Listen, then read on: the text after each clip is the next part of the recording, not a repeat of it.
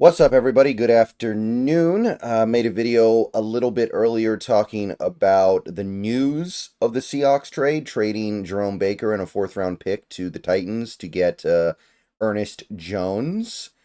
But I only briefly commented on how I felt about it and the different angles of the trade. So now I want to go ahead and actually talk about the trade in its various moving parts. So, first of all, let's take a look at this tweet from Spotrac that is very informative in telling us that the Seahawks have basically taken on no new cap space. The Seahawks have acquired $1.9 million in Ernest Jones money, but they have sent out about $1.81 million in Jerome Baker money that was remaining for us to pay him. So, it's almost equivalent. The money that we're saving on sending out Baker is basically 100% occupied by the money we now owe Ernest Jones. So that hasn't moved at all. So if you were wondering about cap space this season, it remains unmoved. So in theory, if you wanted to go out and make another move, you still could. So that part, nothing really to say because both guys are free agents after this year. Now, I think one guy will be kept long term and one guy won't, and that could have ramifications, but we'll get to that in a little bit. Now, like I said in my initial video, a fourth round pick is not nothing. You can get stuff for a fourth round pick. I would say, though, in this draft class, based on my early impressions of it, I'm not impressed. I don't think this is a good draft class. I think that by the time you get to about that fourth round area, almost everything that is really coveted and desired will be gone. Because, I personally don't like these quarterbacks very much at all. I'm not really that high on the offensive linemen outside of maybe the tackle group. I like the tackle group, but the interior is weak. I do like some of the stuff on defense. Admittedly, I think the defense is fairly strong, but the offense being so weak, I think is going to push those defensive players higher than they should go. And a great example of what I'm talking about is Cam Ward.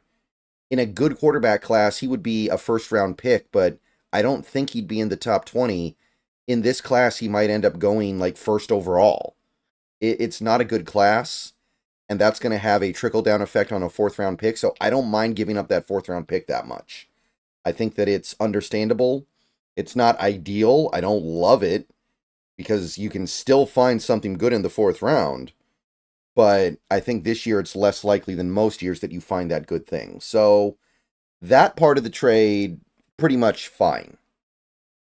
Now, let's talk about Ernest Jones as a player a little bit. Just to lead off, I do think that he's better than Jerome Baker by a pretty wide margin.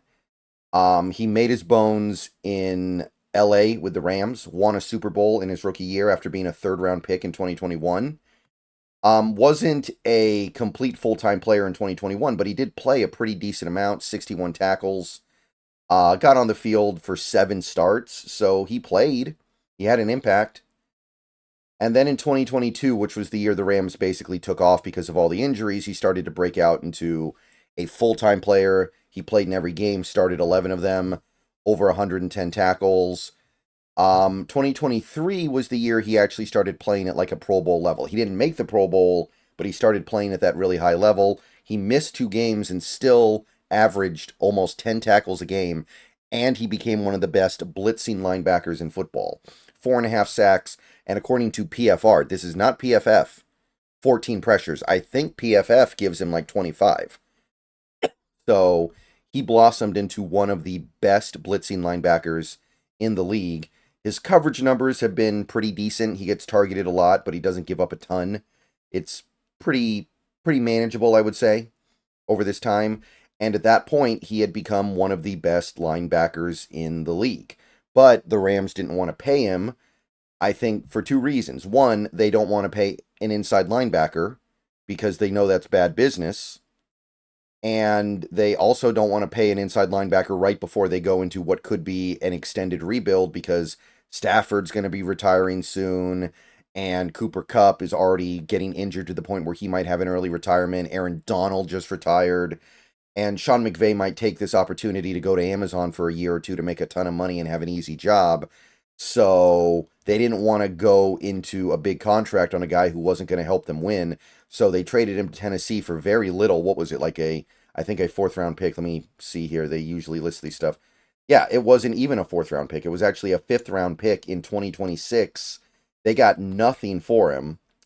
Now, it's not great that we've traded significantly more to get him a couple months later, but at the same time, I would say that the Rams just wanted to get rid of him, whereas a team like the Titans probably wasn't willing to just get rid of him. They wanted something for him, and you had to give up something at least somewhat real to get him.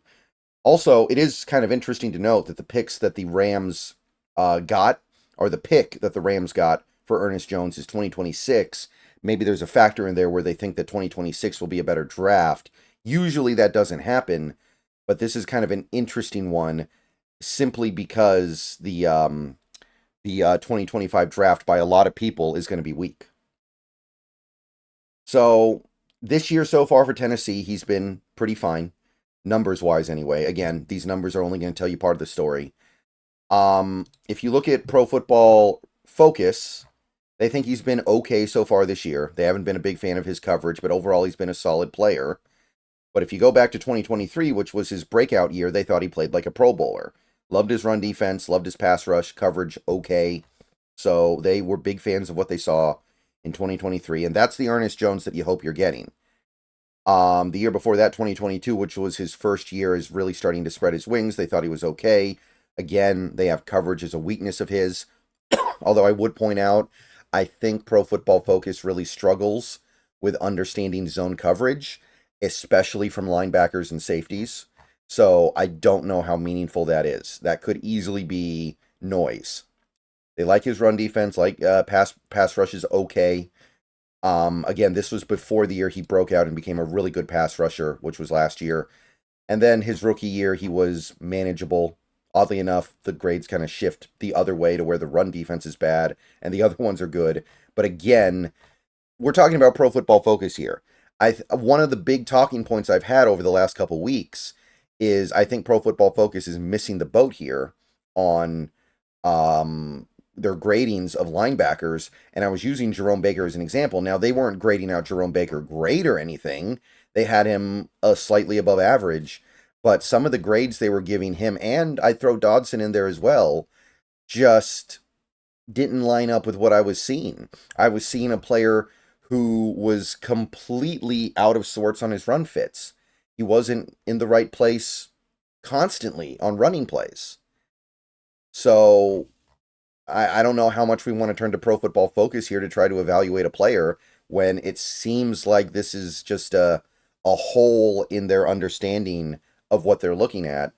Again, to me, Jerome Baker getting an above average grade in his run defense after what's happened for the last month is a mystery. I don't buy it.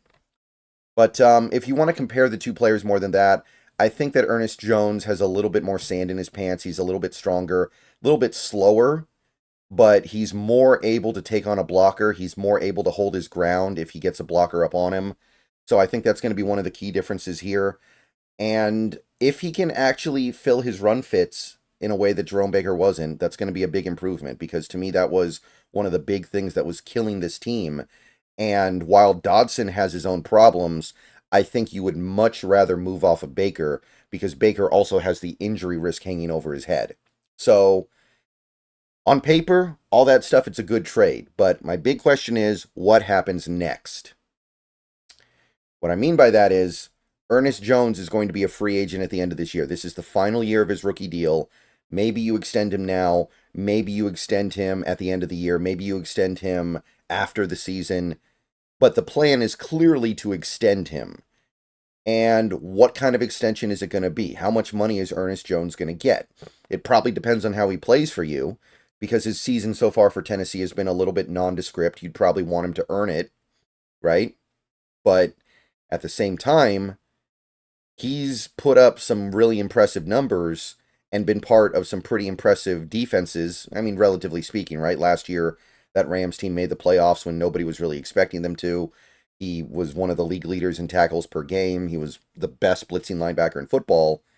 So there's some things he's going to be able to bring to the negotiation table, And you look at inside linebackers in the league right now, you look at currently active contracts. You've got the halves at the very top. You've got a tiny, tiny upper middle class. And then you've got a decent sized middle class, and then it's nothing, right? So are you going to be paying Ernest Jones IV like he's the halves? Is he going to get 18 mil a year plus, like only 3 players in the league have, Edmonds, Warner, and Roquan Smith? Are you going to give Ernest Jones IV that kind of money? Because I don't really want to see that. That's not something that I'm excited about. If this turns into some monster cap wrecking contract for an inside linebacker that, I mean, he's not Fred Warner. He's not Roquan Smith. He's not as good as those guys. He's not. He's really good. He's capable of being great, but he's not on that level. And then you've got really one guy in the upper middle class, Patrick Queen, who made 3 years, $41 million in the offseason from the Steelers. That's 13 2/3. I mean, if it's that, that's workable. Or can you get him for like the middle class contract that we're seeing here, the 10 million a year, the 11 million a year, that level, the Bobby Okereke, Aziz Al-Shaair, Zaire Franklin, maybe even a Jordan Brooks. You're probably getting a little too low there. I think you'll get more than Jordan Brooks. But where is this contract coming in? Because I think it could land anywhere in there. It could be one of the elite contracts. It could be upper middle class. Or it could be like that middle class 10 to 11 million. And that's going to go a long way in determining how I actually feel about this. So we got a good player. He's a significant improvement. I think he does move the needle and make this team better. But are you handcuffing yourself to a giant contract on an inside linebacker? That's what I want to see. All right. See you guys later. Go Hawks. More videos coming later.